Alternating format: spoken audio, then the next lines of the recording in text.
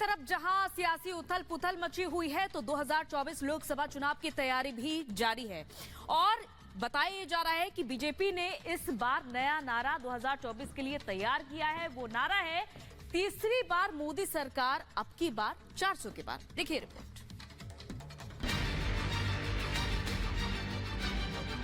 मोदी जो गारंटी देता है वो पूरी करके रहता है।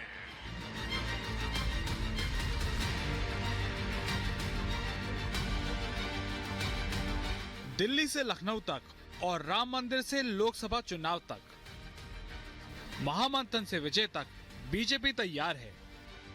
बीजेपी का जोश हाई है और नया नारा दिया जा रहा है, अब की बार 400 पार। नया नारा दिया जा रहा है तीसरी बार मोदी सरकार।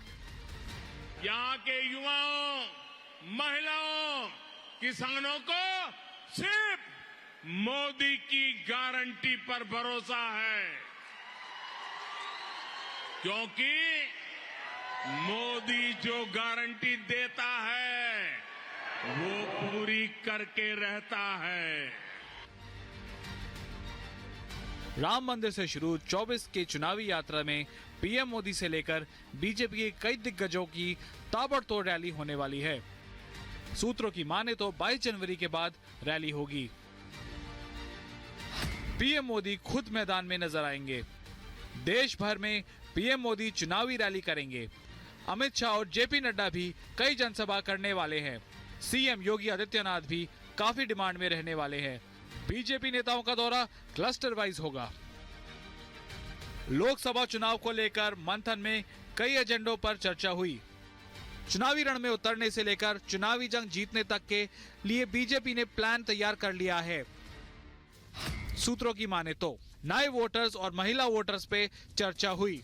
युवाओं के लिए बीजेपी ने खास प्लान तैयार किया है। बीजेपी नया कार्यक्रम युवा वोटर्स के लिए करेगी। 2014 से पहले और मोदी सरकार के 10 साल के अंतर को समझाया जाएगा। विपक्षी पार्टियां यानी इंडी गठबंधन जो अब तक सीट शेयरिंग में उलझी है, महागठबंधन के नेता आपस में ही लड़ रहे हैं।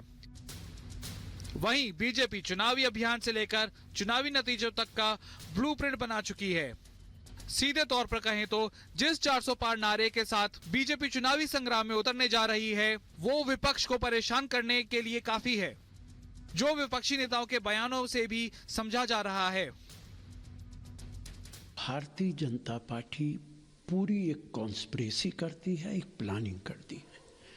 इलेक्शन से पहले वो नारा देंगे, कभी अमित शाह जी बोलेंगे, कभी बीजेपी के दूसरे नेता बोलेंगे कि इस बार 350 सीटें, 400 सीटें, और उसके बाद ओपिनियन पोल्स शुरू हो जाते हैं।